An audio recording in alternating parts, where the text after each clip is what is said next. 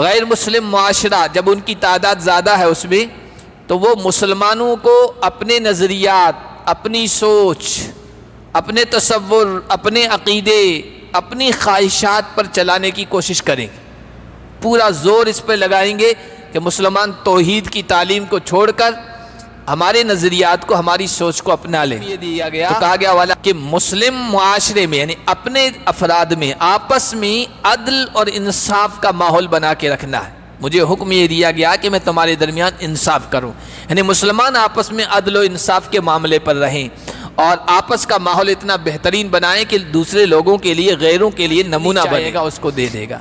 لیکن جن لوگوں کی نگاہوں میں صرف دنیا ہی دنیا ہے، اللہ کی مرضی ہوگی دے دیں گے، نہیں ہوگی تو نہیں بھی دیں گے۔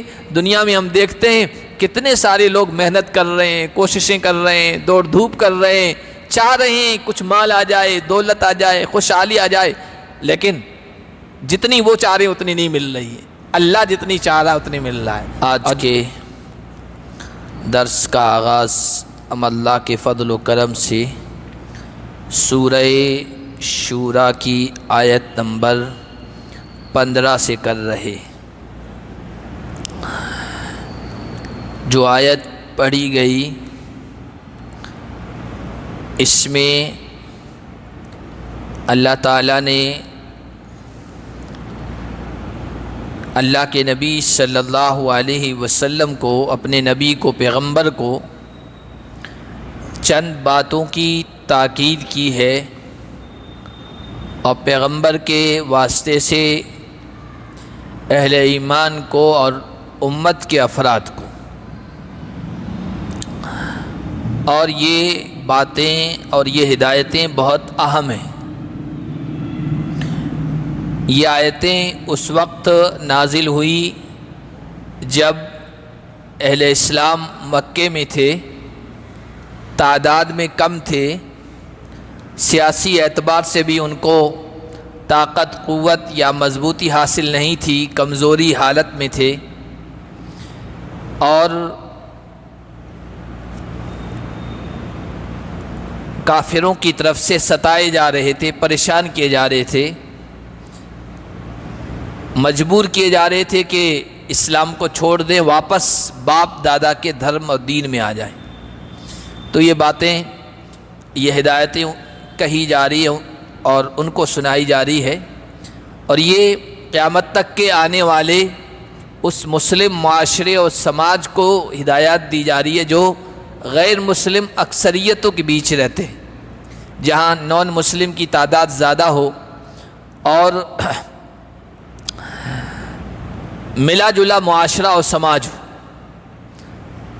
تو انہیں کہا جا رہا ہے کہ ان باتوں کا خیال رکھنا ہے، ان باتوں پہ جمے رہنا ہے۔ سب سے پہلی بات یہ کہی فَلِذَلِكَ فَادْعُ، اے نبی آپ اللہ کی طرف دعوت دیتے رہیے، بلاتے رہیے، توحید کی دعوت، دین اسلام کی دعوت، یہ غیروں تک پہنچاتے رہیے، اور کامیابی کی بنیاد یہی ہے۔ آج مسلمانوں کی اکثریت نے اس کام کو چھوڑ دیا ہے۔ آپ دیکھیے گنے چنے جانے والے افراد ہوں گے جو غیر مسلموں تک اسلام کا پیغام پہنچاتے ہوں۔ ٹھیک ہے، اللہ تعالیٰ نے آج ایک ذریعہ اور دے دیا ہے ان کے گھر تک پہنچنے کا، ان کے دماغ تک پہنچنے کا، وہ ہے سوشل میڈیا کا۔ بہت سارے لوگ یہ کام کر رہے ہیں کہ آج یہ ذریعہ آ گیا، اس کے ذریعے سے آپ اپنا پیغام کہیں تک بھی پہنچا سکتے ہیں، بیڈ روم تک آپ اپنا پیغام پہنچا سکتے ہیں، ورنہ ایسے تو ان تک نہیں پہنچ سکتے ہیں، نہ وہ آپ کے پیغام کو سننے کے لیے تیار ہیں۔ لیکن آج یہ ذریعہ ہے، اس کے ذریعے سے اللہ کے بندے بہت سارے کام کر رہے ہیں، دین کی دعوت پہنچا رہے ہیں، ورنہ براہ راست ہر غیر مسلم کے پاس پہنچ کر توحید کی دعوت دینا، اسلام کی دعوت دینا، اللہ کا پیغام پہنچانا، یہ بہت کم ہو رہا ہے۔ تو اللہ نے یہ فرمایا سب سے پہلا کام اہل ایمان کو جو غیر مسلموں میں رہتے ہیں اور کم تعداد میں مسلمان ہیں، وہاں یہ کام جاری رکھیں کہ اللہ کا پیغام انسانوں تک پہنچاتے رہیں۔ دوسرا کام وَاسْتَقِمْ كَمَا أُمِرْتَ، جو توحید کی تعلیم دی گئی ہے آپ کو اس پر جمے رہیے، ثابت قدم رہیے، لوگ ڈگمگانے کی کوشش کریں گے، توحید سے ہٹانے کی کوشش کریں گے، شرکیہ باتوں کی طرف بلائیں گے، لیکن مسلمانوں کو یہ نہیں کرنا ہے، جمے رہنا ہے اس پر جس کا حکم دیا گیا ہے۔ وَلَا تَتَّبِعْ أَهْوَاءَهُمْ، تیسری چیز، غیر مسلم معاشرہ جب ان کی تعداد زیادہ ہے اس میں، تو وہ مسلمانوں کو اپنے نظریات، اپنی سوچ، اپنے تصور، اپنے عقیدے، اپنی خواہشات پر چلانے کی کوشش کریں گے، پورا زور اس پہ لگائیں گے کہ مسلمان توحید کی تعلیم کو چھوڑ کر ہمارے نظریات کو، ہماری سوچ کو اپنا لیں۔ تو کہا گیا وَلَا تَتَّبِعْ أَهْوَاءَهُمْ، ان کی خواہشات کے پیچھے نہیں چلنا ہے، اپنے نظریے پر اور اپنے عقیدے پر جمے رہنا ہے۔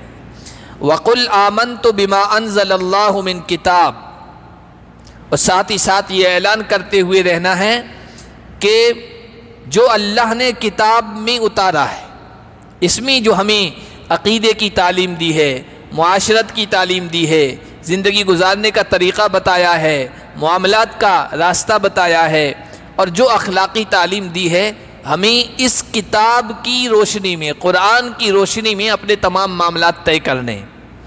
وَأُمِرْتُ لِأَعْدِلَ بَيْنَكُمْ، اور ایک حکم یہ دیا گیا کہ مسلم معاشرے میں، یعنی اپنے افراد میں، آپس میں عدل اور انصاف کا ماحول بنا کے رکھنا ہے۔ مجھے حکم یہ دیا گیا کہ میں تمہارے درمیان انصاف کروں، یعنی مسلمان آپس میں عدل و انصاف کے معاملے پر رہیں، اور آپس کا ماحول اتنا بہترین بنائیں کہ دوسرے لوگوں کے لیے، غیروں کے لیے نمونہ بنے۔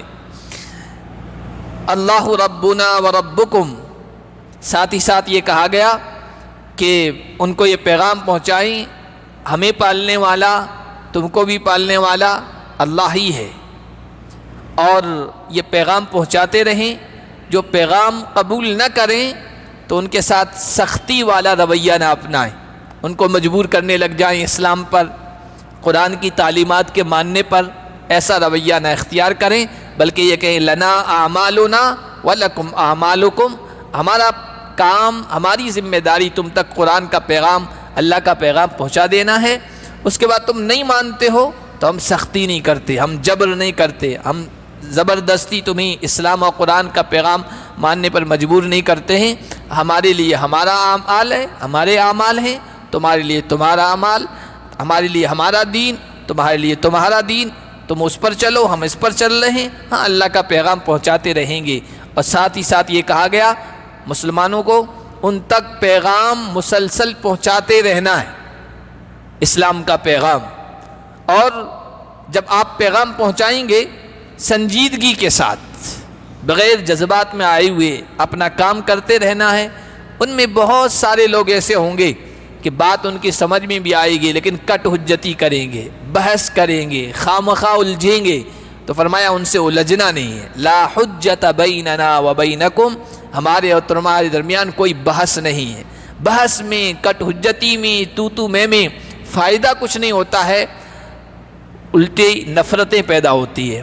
آج آپ دیکھیے ملک میں جو نفرت کا ماحول بنا ہوا ہے نا، اس میں سب سے زیادہ رول ٹی وی پر جو ڈیبیٹ ہو رہے ہیں نا، اور اس میں جو مسلمانوں کی طرف سے بلائے جاتے ہیں وہ کوئی زیادہ پڑھے لکھے لوگ نہیں ہوتے ہیں، ٹوپی داڑھی پہننے سے کوئی بڑا عالم نہیں بن جاتا ہے۔ مسلمانوں کے جو بڑے عالم ہیں، جو قرآن اور سنت کا علم رکھتے ہیں، مضبوط شریعت کا علم رکھتے ہیں، ان کو کوئی نہیں بلاتا ہے، کیونکہ وہ وہاں سب کو لاجواب کر دیں گے، ان کو کوئی نہیں بلاتا ہے۔ جبکہ بہت سارے طریقے ایسے ہیں، ٹی وی پر کو نہیں بلایا جاتا جو اسلام کے اچھے پیغام پہنچانے والے ہیں، مسلم پسندہ کے کسی بڑے ذمہ دار کو نہیں بلایا جاتا ہے۔ وہ جو چھوٹے موٹے بیٹھے ہیں ان کو 5000 کا لفافہ پکڑایا جاتا ہے، وہی آتے ہیں، وہی جھگڑتے ہیں، اور بعض مرتبہ جوتم پیجار کی نوبت بھی آ جاتی ہے، لڑتے بھی ہیں، عورتوں پر ہاتھ اٹھا دیتے ہیں، ایسے بھی آئے ہیں، پھر وہ غلط میسج جاتا ہے، تو ایسوں کو بلاتے ہیں۔ اب زیادہ نفرت کا جو ماحول ہے نا وہ اسی یہ ڈیبیٹ جو ہو رہے ہیں ٹی وی پر اس کا ہے۔ تو اس طرح کے ڈیبیٹ، حجت بازی، اس سے نفرت پھیلتی ہے، محبت نہیں پھیلتی ہے، پھر ماحول بھی مخالف ہو جاتا ہے، ہم اپنا پیغام اچھے طریقے سے نہیں پہنچا سکتے۔ آج آپ دیکھیے اسی نفرت کے ماحول کی وجہ سے مسلمان پہلے آرام سے کسی بھی جگہ کھڑے ہو کے وقت نماز ہوتا تھا نماز پڑھ لیتا تھا، لیکن آج سوچنا پڑ رہا ہے، ریل میں، ٹرین میں، پلیٹ فارموں پر، عام جگہوں پر کوئی کچھ نہیں کہتا تھا، لیکن آج وہ نفرت کا ماحول ہے جس کی وجہ سے. تو حجت بازی نہیں ہونی چاہیے، سنجیدہ انداز سے اسلام کا پیغام پہنچانا چاہیے. تو پہنچانے کے دوران اگر کوئی اس طرح بحث میں الجھے تو کہ لا حجت بیننا و بینکم، بھائی ہم تم سے نہیں الجھتے، بحث نہیں کرتے. اللہ یجمع بیننا، ہم نے اپنا پیغام پہنچا دیا، پہنچاتے رہیں گے، آگے نتیجہ اللہ پر ہے، اللہ ہم سب کو اکٹھا کرے گا. وَإِلَيْهِ الْمَصِيرُ، اور سب کو لوٹ کر اسی کے پاس جانا ہے. اس دن پتہ چلے گا کون حق پر کون باطل پر. وَالَّذِينَ يُحَاجُّونَ فِي اللَّهِ مِن بَعْدِ مَا اسْتُجِيبَ لَهُ حُجَّتُهُمْ دَاحِضَةٌ عِندَ رَبِّهِمْ. قرآن نے توحید کو جتنا کھول کر سمجھایا ہے اتنا کسی اور چیز کو نہیں سمجھایا ہے. اللہ ایک ہے، پیدا کرنے والا بھی، پالنے والا بھی، سب کچھ اسی کے قبضے قدرت میں ہے. دوسرا کوئی معبود نہیں، کوئی دوسرے کسی کے ہاتھ میں کچھ بھی نہیں ہے. یہ توحید ہے اللہ کی. اتنی کھول کر توحید کو بیان کیا گیا ہے، اس کے بعد بھی لوگ بحث کرتے ہیں، اپنے غلط باطل معبودوں کے سلسلے میں دلیلیں لے آتے ہیں. اللہ نے فرمایا اس کے بعد کہ ان کے سامنے بات کو کھول کے بیان کر دیا گیا ہے، اللہ کی توحید کے بارے میں جھگڑتے ہیں. حجتہم داحضۃ عند ربہم، ان کی دلیل باطل ہے، کمزور ہے رب کے یہاں. وعلیہم غضب ولہم عذاب شدید، اللہ کا غضب ان پر اترے گا اور ان کے لیے سخت عذاب اللہ نے تیار کر رکھا ہے. اللہ الذی انزل الکتاب بالحق والمیزان، اللہ کی توحید کس کو سمجھ میں آئے گی؟ تین باتیں جس میں ہوگی، ورنہ سمجھ میں نہیں آئے گی. وہ تو شرک کو ہی اچھا سمجھے گا اور اسی کو اچھا بنا کر پیش کرے گا دنیا کے سامنے. اللہ وہ ہے جس نے کتاب کو اتارا ہے حق کے ساتھ، یعنی جو آدمی اس کتاب میں، کتاب جو اتاری اللہ نے قرآن اتاری، اس کتاب میں غور و فکر کرے گا اور تعصب کا چشمہ اتار کر صاف دل کے ساتھ، صاف دماغ کے ساتھ اس کا مطالعہ کرے گا، اس کی اسٹڈی کرے گا، اس کو پڑھے گا، اس میں جو دلیلیں پیش کی گئی ہے ان میں غور و فکر کرے گا، اس کو اللہ کی توحید سمجھ میں آ جائے گی کہ اللہ ہی ہے اکیلا جو کائنات کو پیدا کرنے والا اور چلانے والا ہے. دوسری چیز والمیزان، اللہ نے ترازو اتاری. ترازو جو ہوتی ہے، آپ نے دیکھا ہوگا عدالتیں، اس میں بھی ترازو کا نشان ہوتا ہے عدالتوں کے سلسلے میں. کیوں؟ وہ صحیح صحیح تولتی ہے، انصاف فراہم کرتی ہے، سچ، جھوٹ، حق اور باطل کو واضح کرتی ہے. تو فرمایا اللہ نے میزان اتارا ہے. ترازو سے کیا مراد ہے؟ ایک تو دنیا کی ترازو ہے جس میں چیزیں تولتے ہیں اور برابر سرابر کرتے ہیں، یہ تو دنیا کی چیزیں تولی جاتی ہے. ایک معنوی ترازو، معنوی کا مطلب جو بظاہر نظر نہیں آ رہی ہے لیکن ہے، یہ عقل، غور و فکر کی صلاحیت. اللہ نے دماغ دیا، عقل دیا، شعور دیا، احساس دیا، سوچنے سمجھنے کی انسانوں کو صلاحیت دی. جس کے پاس درست عقل ہوگی، جس کو عقل سلیم کہتے ہیں، وہ بھی اس نتیجے پر پہنچے گا کہ اللہ ایک ہے. کائنات میں، یہ کائنات جو ہے اللہ نے پیدا کی ہے، یہ بھی ایک کتاب ہے، کھلی ہوئی کتاب. اس میں اللہ کے ایک ہونے کی قدرت کی نشانیاں ہیں. یہ رات اور دن کا نظام، یہ موسموں کا الٹنے پلٹنے کا نظام، کبھی سردی، کبھی گرمی، کبھی موسم بہار، کبھی پتجھڑ، اور یہ بارشوں کا موسم، یہ سب اللہ کی قدرت کی نشانیاں ہیں. جو ان میں غور و فکر کرے گا تو وہ اللہ کے ایک ہونے تک پہنچ جائے گا. وہ عربی کسی شاعر نے کہا کہ کائنات کی ہر چیز میں فی کل شیء لہ آیہ تدل علی انہ واحد، کائنات کی ایک ایک چیز میں اگر انسان غور کرے گا نا تو اس میں اللہ کی قدرت کی، اللہ کی وحدانیت کی، اللہ کی یکتائی کی، ایک ہونے کی نشانی ہے جو اس بات پر دلالت کرتی ہے کہ وہ ایک اکیلا ہے، وہ کائنات کے نظام کو چلا رہا ہے. کئی نظام کو چلانے والے ہوتے تو یہ نظام درہم برہم ہو جاتا. سب ایک جیسے پاور رکھنے والے ہوتے، وہ کہتا آج رات 1 گھنٹہ لیٹ ہونی چاہیے اس لیے کہ میرے جو فالوورس ہیں، میرے ماننے والے ہیں، ان کی ابھی نیند پوری نہیں ہوئی. دوسرا کہتا نہیں، وقت پہ ہم دن کو طلوع کریں گے. جھگڑ پڑتے آپس میں. لو کان فیہما آلہۃ الا اللہ لفسدتا، اگر اس کائنات میں، زمین و آسمان میں کئی معبود ہوتے تو نظام درہم برہم ہو جاتا، فاسد ہو جاتا، بگڑ جاتا. تو اللہ نے میزان اتاری، عقل دی ہے انسان کو، اس کو صحیح استعمال کرے گا تو وہ بھی اللہ کی یکتائی تک، توحید تک پہنچے گا. اور تیسری چیز وما یدریک لعل الساعۃ قریب، آپ کو کیا پتہ، ہو سکتا ہے قیامت قریب ہو. اس کا مطلب یہ ہے مرنے کے بعد کی زندگی کے بارے میں جو انسان سوچے گا اور جس کا ذہن یہ بنے گا کہ مرنے کے بعد دوبارہ زندگی ہے، قرآن کے دلائل، قرآن کی باتیں، قرآن کی تعلیمات اس کے دل کو اپیل کریں گی، ماننے پر مجبور کریں گی۔ یہ تین چیزیں جس کے اندر ہوگی اس کو اللہ کی توحید، اللہ کی یکتائی سمجھ میں آئے گی، قیامت کے سلسلے میں اس کا تصور، اس کی سوچ صحیح ہو۔ یستعجل بها الذین لا یؤمنون بها، قیامت کا جب تذکرہ آیا تو مشرکین، منکرین، کفار یہ کہتے تھے کہ نہیں، قیامت کچھ نہیں ہے، یہی زندگی ہے، کھاؤ پیو مزے کرو، ما یہلکنا الا الدہر، بس ختم ہو جائیں گے، اس کے بعد کوئی دوبارہ زندگی نہیں ہے، انکار کرتے تھے۔ اور اللہ کے نبی سے کہتے تھے تم جو کہہ رہے ہو قیامت ہے، مرنے کے بعد دوبارہ زندگی ہے، یہ کب آئے گی؟ دیر کیوں ہو رہی ہے؟ جلدی کیوں نہیں آ جاتی؟ ہم دیکھ کیوں نہیں لیتے، تجربہ کیوں نہیں کر لیتے کہ مرنے کے بعد دوبارہ لوگ زندہ ہو رہے ہیں؟ اللہ نے فرمایا قیامت کے بارے میں جلد بازی وہ کر رہے ہیں جن کو اس پر ایمان نہیں ہے، جو مذاق میں لے رہے ہیں قیامت کو، جنت کو، جہنم کو اور جنت کی چیزوں کو مذاق میں لے رہے ہیں، وہ جلد بازی کر رہے ہیں۔ والذین آمنوا مشفقون منہا، اور جن لوگوں کا قیامت پر ایمان ہے، یقین ہے، وہ تو اس کے تصور سے، اس کی سوچ سے لرزہ رہتے ہیں، کانپتے ہیں۔ قیامت کوئی معمولی چیز نہیں ہے، اس کی ہولناکی، اس کی خطرناکی، یہ اللہ کے دربار میں جب انسانوں کی حاضری ہوگی سب پسینے پسینے ہوں گے، کسی کی ہمت نہیں ہوگی اللہ کے سامنے بولنے کی، پھر حساب کتاب کا معاملہ ہوگا، سب لرز رہے ہوں گے، کانپ رہے ہوں گے۔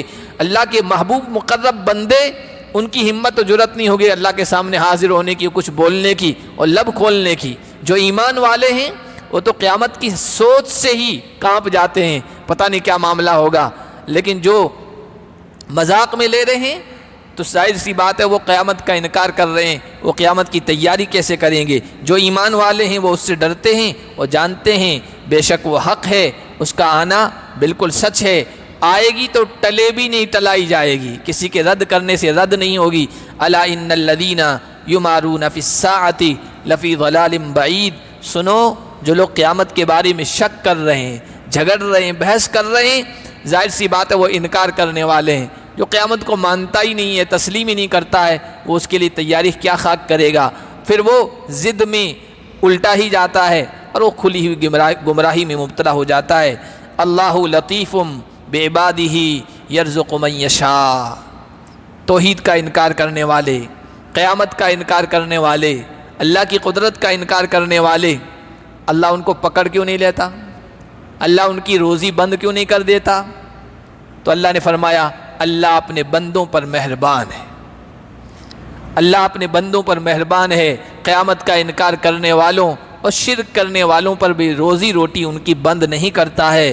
وَهُوَ الْقَوِيُّ يَرْزُقُ مَن يَشَاءُ، وہ جسے چاہ رہا ہے روزی دے رہا ہے، وہ ان کو بھی پنپنے دے رہا ہے، وہ ان کو بھی پال رہا ہے، وہ زندگی کی نعمتیں دے رہا ہے، بلکہ اپنے ماننے والوں سے زیادہ ان کو دے رہا ہے، سب کو پال رہا ہے۔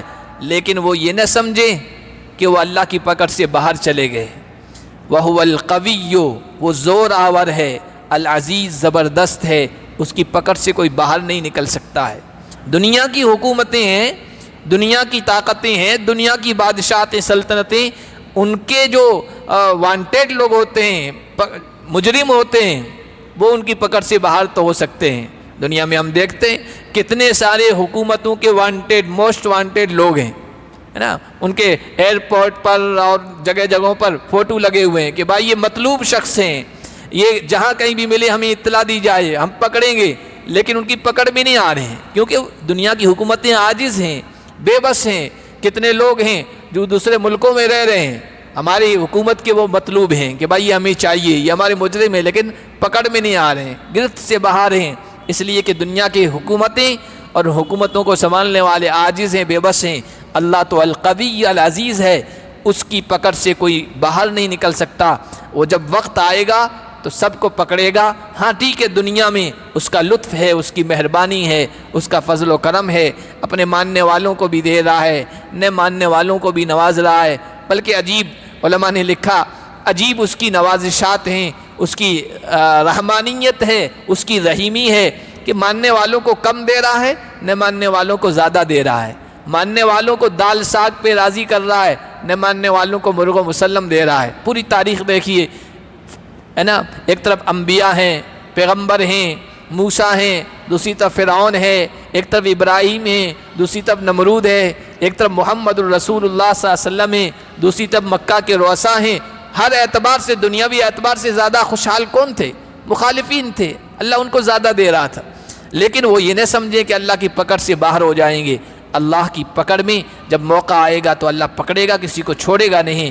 من کان یرید حرث الآخرۃ نزد لہ فی حرثہ، جو آدمی دنیا کی کھیتی چاہتا ہے، آخرت کی کھیتی چاہتا ہے، ہم اس کی کھیتی میں اضافہ کریں گے۔ ومن کان یرید حرث الدنیا، اور جو دنیا کی کھیتی چاہتا ہے، نؤتیہ منہا، تو ہم اس دنیا میں سے کچھ اس کو دے دیں گے، اس دنیا میں سے کچھ اس کو دے دیں گے۔ اس سے معلوم ہوا کہ دنیا کے لیے صرف جو محنت کرتا ہے، صرف دنیا ہی دنیا اس کے سامنے ہے، تو ضروری نہیں ہے کہ دنیا مل ہی جائے۔ نؤتیہ منہا، اور جتنی وہ چاہ رہا ہے اتنی مل جائے، یہ کوئی ضروری نہیں ہے۔ اللہ جتنی چاہے گا اس کو دے دے گا۔ لیکن جن لوگوں کی نگاہوں میں صرف دنیا ہی دنیا ہے، اللہ کی مرضی ہوگی دے دیں گے، نہیں ہوگی تو نہیں بھی دیں گے۔ دنیا میں ہم دیکھتے ہیں کتنے سارے لوگ محنت کر رہے ہیں، کوششیں کر رہے ہیں، دوڑ دھوپ کر رہے ہیں، چاہ رہے ہیں کچھ مال آ جائے، دولت آ جائے، خوشحالی آ جائے، لیکن جتنی وہ چاہ رہے ہیں اتنی نہیں مل رہی ہے۔ اللہ جتنی چاہ رہا ہے اتنی مل رہا ہے، اور کسی کو خوب دے رہا ہے، کسی کو نہیں دے رہا، حالانکہ محنت تو سب کر رہے ہیں۔ دنیا جن کی نگاہوں میں ہوگا، اللہ کہہ رہے ہم کچھ دے دیں گے۔ وَمَا لَهُ فِي الْآخِرَةِ مِن نَصِيبٍ، آخرت میں ان کا کچھ بھی حصہ نہیں ہوگا۔ اور جو آخرت کی کھیتی چاہ رہا ہے، جس کے سامنے آخرت ہے، وہ آخرت کو سامنے رکھ کر اپنا دنیا کا ہر قدم اٹھا رہا ہے، ہر عمل کر رہا ہے، ہر کوشش کر رہا ہے، اللہ فرما رہے ہیں ہم اس کی کھیتی میں اضافہ کر دیں گے۔ یعنی اس دنیا میں بھی دیں گے، اور آخرت میں تو ان کے وارے نیارے ہوں گے، خوشحال ہوں گے، خوب نعمتیں ملے گی۔ ام لہم شرکاء شرعوا لہم من الدین ما لم یأذن بہ اللہ۔ اب آگے اللہ تعالیٰ نے پھر توحید کا اور شرک کا تذکرہ کیا ہے، چونکہ پچھلے درس میں ہم پڑھ چکے ہیں، اللہ تعالیٰ نے انسان کی دو طرح کی ضرورتیں ہیں۔ ایک اس کے جسم کی ضرورت ہے، جسمانی مادی دنیاوی ضرورتیں، جسم کھانا چاہتا ہے، جسم پینا چاہتا ہے، جسم آرام چاہتا ہے، اللہ نے یہ ضرورتیں انسانوں کی پوری کر رکھی ہے۔ دوسری ضرورتیں روحانی، یعنی دل کی ضرورتیں، دل کی خوراک، اس کے لیے اللہ نے دین کا انتظام کیا ہے، اور پھر دین میں یہ عبادتوں کا معاملہ ہے۔ یہ سب روحانی خوراک ہیں۔ انسان اپنے دل کو یہ خوراک نہ پہنچائے تو پھر وہ جانوروں جیسا بن جاتا ہے، اس کا دل مردہ ہو جاتا ہے۔ اللہ نے دنیا کی ضرورتوں کا بھی انتظام کیا ہے پورا کرنے کا، اور روحانی ضرورتوں کا بھی پورا کرنے کا انتظام کیا ہے۔ اللہ نے فرمایا روحانی ضرورتوں کے پورا کرنے کا انتظام کیا ہے کہ دین ہم نے دیا ہے جو آدم سے لے کر عیسیٰ تک اور محمد الرسول اللہ تک ایک ہی رہا ہے۔ یہ انسانوں کی روحانی ضرورت پورا کرنے کا انتظام ہے اللہ کی طرف سے۔ تو اللہ پوچھ رہے ہیں کیا ان کے شرکاؤں نے، یہ جن کو معبود بنا بیٹھے ہیں، کیا انہوں نے شرعوا لہم من الدین، کیا ان کے لیے کوئی ایسا دین پیش کیا ہے جس کی اللہ نے اجازت نہ دی ہو؟ نبی اور پیغمبر جو دین پیش کر رہے ہیں وہ اللہ کی طرف سے دیا ہوا ہے، اللہ کی طرف سے ان کو اجازت ہے۔ لیکن یہ جن کی پوجا کر رہے ہیں، مورتی ہے، درخت ہے، پتھر ہے، پہاڑ ہیں، نہر ہیں، یا جو بھی ہیں، انہوں نے تو کوئی دین ان کو نہیں دیا، ان کی روحانی ضرورت کو پورا کرنے کا کچھ بھی انتظام نہیں کیا ہے، بلکہ وہ خود محتاج ہیں، وہ خود محتاج ہیں۔ وَلَوْلَا كَلِمَةُ الْفَصْلِ لَقُضِيَ بَيْنَهُمْ۔ جب یہ سب نہیں ہے تو پھر گمراہی پر یہ اڑے ہوئے ہیں، ڈٹے ہوئے ہیں، اللہ کی طرف سے پکڑ کیوں نہیں ہو جاتی؟ اللہ کا غضب کیوں نہیں نازل ہو جاتا ہے؟ عذاب میں گرفتار کیوں نہیں ہو جاتے ہیں؟ تو اللہ نے اس کا جواب دیا ہے کہ اگر کلمہ فصل، فیصلہ کن بات نہ ہوتی جو اللہ نے پہلے سے طے کر رکھی ہے، تو ان کا معاملہ نمٹا دیا جاتا، ان کا فیصلہ کر دیا جاتا۔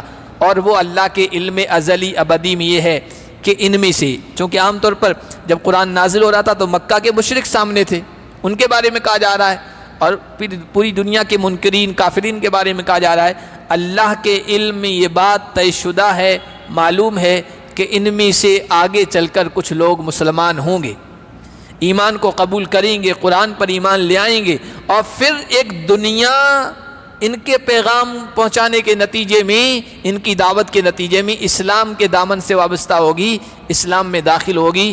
یہ اللہ نے پہلے فیصلہ کر لیا ہے اور اللہ کے علم میں موجود ہے، اس لیے ان پر اللہ کا عذاب نہیں آ رہا ہے۔ وَإِنَّ الظَّالِمِينَ لَهُمْ عَذَابٌ أَلِيمٌ، اور بے شک جو ظلم کرنے والے ہیں، شرک میں مبتلا ہیں، ان کے لیے اللہ نے دردناک عذاب تیار کر رکھا ہے۔ اس دنیا میں تو پکڑ نہیں ہو رہی ہے، لیکن آگے آخرت میں ان کے لیے عذاب تیار ہے۔